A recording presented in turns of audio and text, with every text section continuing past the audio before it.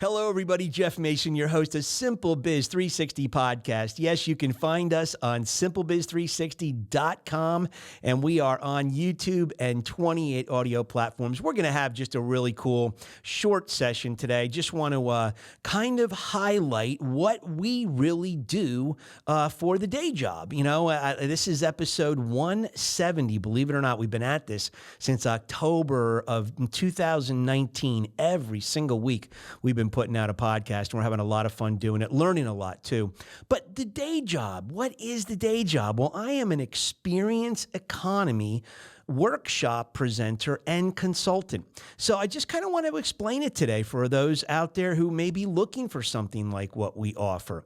So, you know, first of all, I want to just kind of spend some time and define what the experience economy is.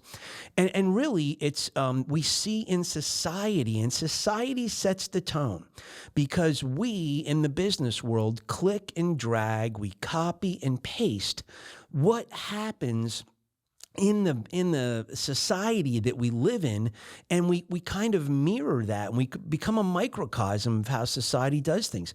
So, I mean, I'm going to zip all the way back to when we had our first television debates, presidential debates, and when you really hone in on Nixon and Kennedy. And I think it was really the first time America woke up to the fact that there was this imagery, there was this perception building process that was taking place in politics, and it could bleed over into other things in our business world as well. And I think we've been on a fairly significant fast track to, zooming through the me generation. What's in it for me becomes really, really important. And we start to see the what we do replaced by the how we do it. And what we really have is an industrial society that moved to a service society. So, you know, you look at America, I mean, especially America, we're so slanted towards the service industry, if you will. And what that really does is it starts to bubble up this love affair we have in society with, hey, how do we feel? You know, that taps our emotions in a certain way. That business experience, that was a good one. Oh, that restaurant, you know, I'm not even really going to talk about the hamburger or the grilled cheese sandwich or the French fries. I'm really going to talk about, you know, how it felt to get serviced. We've often used deck builders, nothing against deck builders. We use it because it's so appropriate. But, you know, we don't sit around and talk about the mitered corners and the galvanized, screws and the different stains and stuff. We talk about, we couldn't get a hold of the guys. They didn't show up. They left early. You know, we talk about the how that deck was built, the process of getting that consultant and you know, or a contractor. And so, you know, we have this, we go into restaurants, we gauge things differently. We you know, put telephone orders across. We gauge it differently now than we did many years ago. We're all focused, hyper-focused in many cases, on this. How did we feel about that? So as businesses, we have to come to grips with the fact that perception is swinging from the industry, the products, and it is swung to the service element of it. So since so much of our businesses are service oriented, we've really got to tap into this perception building process that takes place with customers. And they build these perceptions of us, oftentimes void of fact. And so I say, you know, perception is reality in the business world. It becomes the reality to that customer. I'm not saying it is the reality, but it becomes the reality to that customer. So this is where we really interact with your company, with your business, with your employees. We get in the middle of it and we say, hey, we've been looking at this for 30 years. We've been understanding this, examining it, putting it under the microscope, reading about it, engaging in it. I've worked for 32 different customer service teams or companies across the 9 different industries over my 30 years of doing this. I've immersed myself in this service element. So we've really put a lot of energy and time and devotion into understanding what can bring a higher level of satisfaction to a customer? What does it really mean to be a customer-centric business? What does it really mean to, elevate client success? Well, in many, many ways, it means looking through everything, looking at everything through their eyes, from their keyboard, from their seat, in their shoes. That's what it's all about. So, this whole perception building concept has really shifted the dynamics of business today. And we say that we're now in the throngs of this experience economy. So you're going to see some pictures here that are going to float by on the YouTube experience. If you're watching, it'll kind of just show you what an on-site 8-hour workshop would look and feel like. I mean, there's still pictures, but you're going to see a few of them. And what we do is we offer these experience economy workshops. We do them virtually, 2 hours, 4 hours, or 6 hours, or we do an 8-hour. And we love to do them face to face. We'll fly to your location to do it if necessary, but we really love the face-to-face in-person environment. But hey, we've done dozens of these, and we're okay with the virtual aspect of it too. It's a little bit drier, but we do it. So I just want to describe that what it really is looking at familiar things to you and your employees. It really is. It's familiar things, but we're looking at it from a different angle. We're coming at it from a couple of different angles in many cases, and it becomes an illumination session. I do a lot of preliminary work up front to customize it for you. So I really look into your company. I meet with you. I go over dozens of questions so that I can get a better, go through a better process of discovery to understand what some of your ins and outs are and some of the needs and wants and desires. And then we cultivate everything to what we call, and you're going to see hanging on this wall right behind me, is what we call serve to deserve. And that's really our goal, is to steer everything into this attitude of what does the customer deserve, independent of what they're asking you for or telling you they want.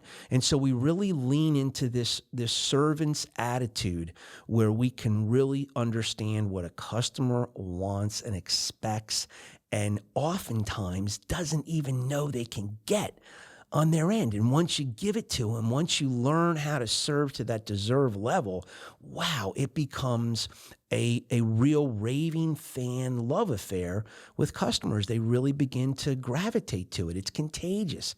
They like it. They come back for more. And that's what we're really trying to advocate and all about. Some of the pictures you see up there, I just talked to the business owner not too long ago about that particular session. And, he said, we really had fun, Jeff. They really learned a lot.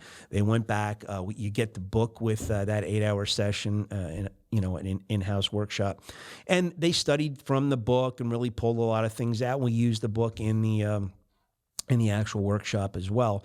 So it's really fun, and it really just it'll bubble up things you never even thought about, and really we're just taking a look at things from a different perspective. So that's what the workshops could look and feel like. And then we also have some consulting programs that are not really workshop oriented. They're more rolling our sleeves up and partnering with you as the business owner or a team in the business. And we have 3 different levels. We have a 3-month level that we call surfing. And why do we call it surfing? Because it sits on top of the business. It doesn't go real deep. It's 3 months. It's the least expensive of our programs, but it still allows us to immerse ourselves in your company.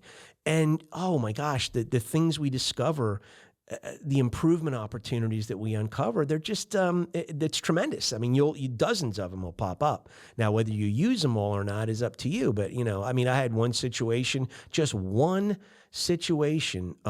it created a possibility of 6 or 8 improvements. So, once we look at some of the problem areas of your company, and we look at some of the things that you're doing on a daily basis, some of the things you're not doing, we really uncover quite a bit. And then we have what we call snorkeling. And snorkeling is the mid-level program. It lasts 6 months.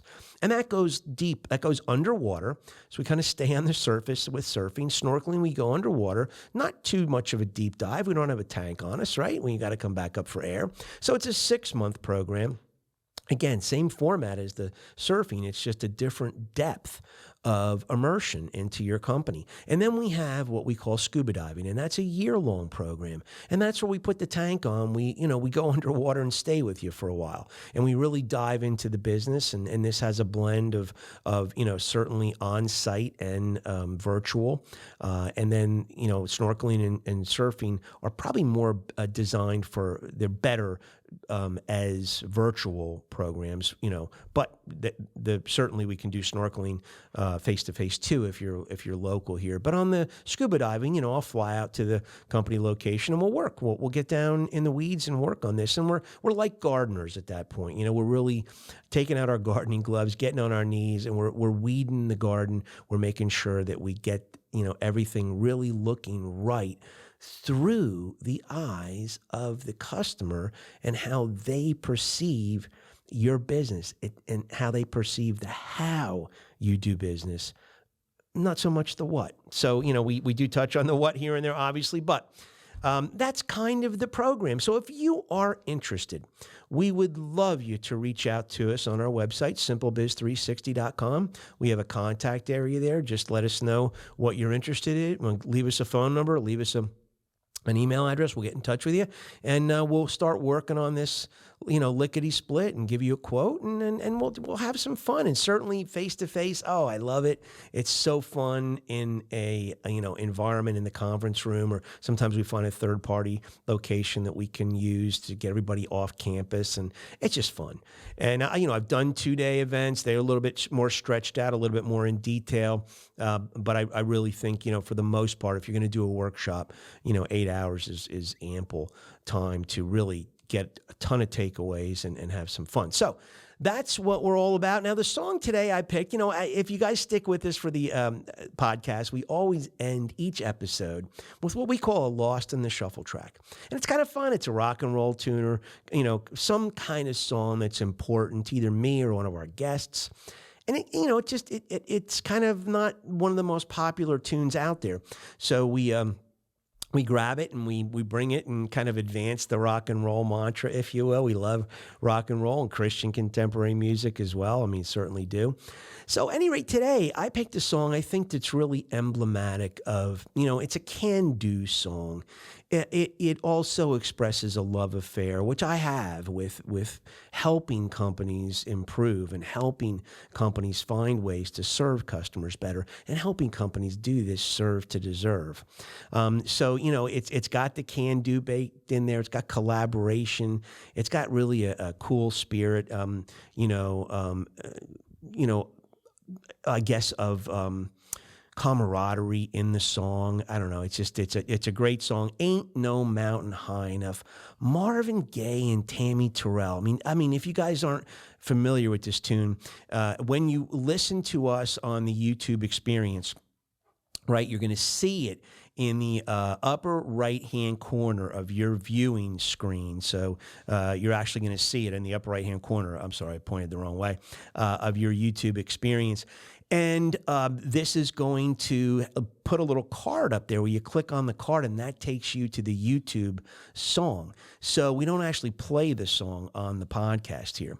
But so the vocals on this particular tune were actually recorded separately. Tammy Terrell did hers, Marvin Gaye did his. They blended it together. You'd never know the difference. Obviously, that's the wonder of technology in the studio. This hit number 19, and a couple years later, Diana Ross did it on her own, not with the Supremes, and she hit number 1 with this tune. But, it's just a great can-do song, great love song. Ain't no mountain high enough, ain't no valley low enough. You know what? Let's tackle this thing together if you want. We would love to help your company out. Give us a holler. And, we just appreciate you tuning in, and we will see you next week in 168 hours. Have a great week, everybody.